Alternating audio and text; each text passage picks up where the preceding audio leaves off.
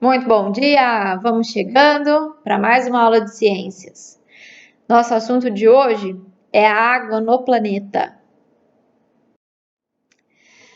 Sabemos que toda a constituição da superfície do planeta Terra ela é formada por água, em torno de 70%.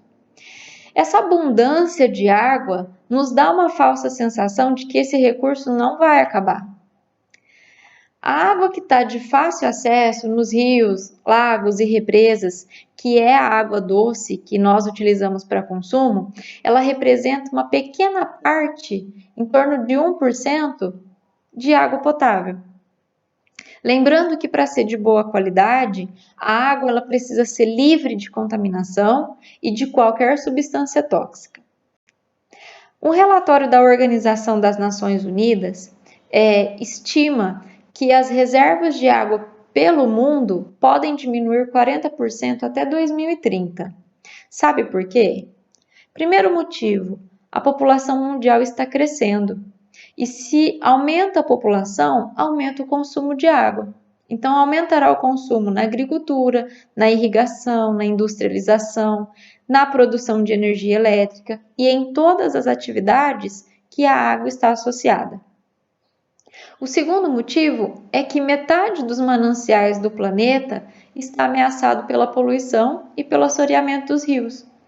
Nós sabemos que boa parte das indústrias não fazem tratamento dessa água antes de devolver para o ambiente. E aí elas liberam com isso, muitos resíduos industriais que irá contaminar o ambiente.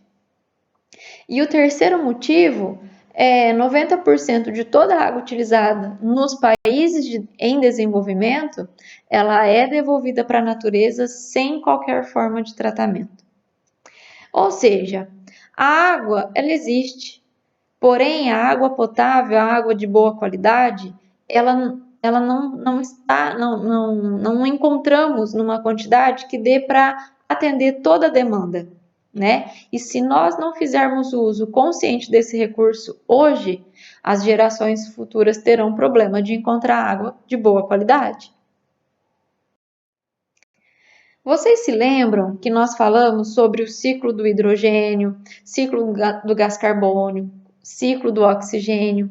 Então, quando a gente fala de ciclo, é uma forma que a natureza tem de estar renovando esses elementos, na natureza, pelos ambientes. E com a água também acontece esse ciclo.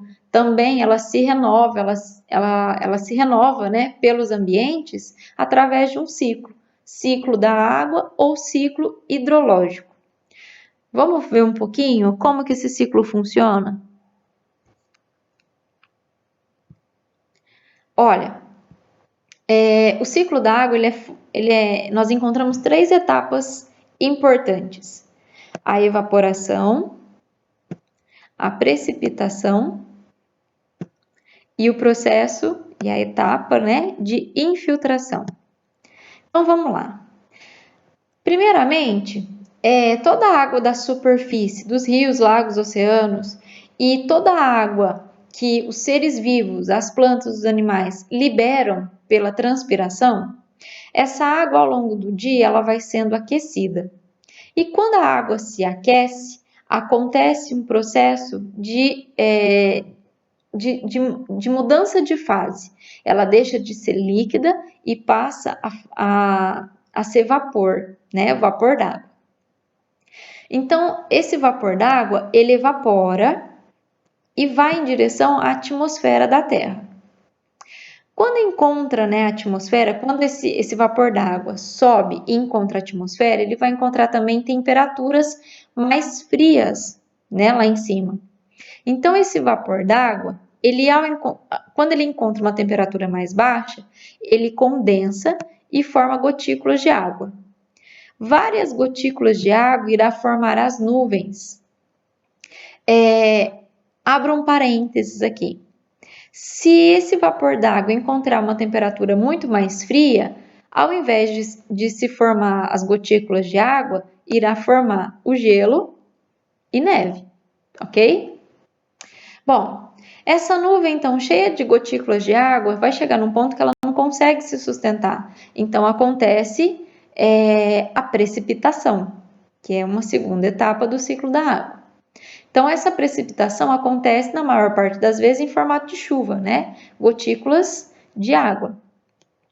Quando as gotículas de água chegam aqui na superfície, ela pode abastecer os mananciais, então os rios, lagos e oceanos. Elas podem ser absorvidas pelos vegetais ou elas podem se infiltrar no solo. Quando acontece a infiltração, elas podem encontrar rochas que são permeáveis e que vão acumular essa água no seu interior. Então, vai formar os aquíferos, os lençóis freáticos. Ou essa água pode correr, né, no subsolo e, em um determinado momento, voltar à superfície e formar as nascentes dos rios. Ok? Então, no ciclo da água, nós temos 3 etapas importantes: a evaporação, a precipitação e a infiltração. Falando de vapor d'água, gente, é muito importante lembrar que esse vapor, ele é muito importante a presença dele na atmosfera. Por quê? É dependendo desse vapor que eu vou conseguir saber se o ar está seco ou se ele está muito úmido. E aí nós nos referimos à umidade relativa do ar. O que é isso? É quando eu consigo relacionar a quantidade de água que existente no ar, e a quantidade máxima de água que pode haver nele em uma determinada temperatura. Então, se esse vapor d'água estiver em torno aí de 60%, é um número ideal para que a gente não tenha complicações na saúde. 60%. Agora, se esse percentual cai para 30% ou menos, aí já é um indicativo que a gente já vai ter alguns problemas de saúde, tá? Como irritação dos olhos, nariz e garganta, sangramento do nariz, ressecamento da pele e todos os problemas alérgicos e respiratórios, bronquite, asma, rinite e etc. Para amenizar esses sintomas, os médicos recomendam fazer o uso de soro fisiológico para fazer a limpeza das narinas, ingestão de muito líquido ao longo do dia, e também pode ser usado aqueles umidificadores de ambientes, né? Ou usar vasilhas com água ou toalha molhada no quarto durante a noite para amenizar também esses sintomas. Nós sabemos que a água ela é essencial para equilibrar todos os ambientes naturais. E ela participa, gente, de várias funções. Ela está presente também, assim como o nosso planeta é formado em maior parte por água, o nosso corpo e o corpo da maioria, né, de quase todos os seres vivos, é formado em maior parte por água. Essa água ela vai desempenhar no nosso organismo diversas funções, como transporte das mais variadas substâncias entre as células, vai manter o tamanho e o volume das estruturas celulares, é a água que vai formar os líquidos orgânicos. Então, nos vegetais, é a água que forma as seivas, lembra da seiva bruta e seiva elaborada? E nos animais, o sangue, a urina e o suor. E ela participa também de diversos processos dentro do organismo, como respiração e digestão.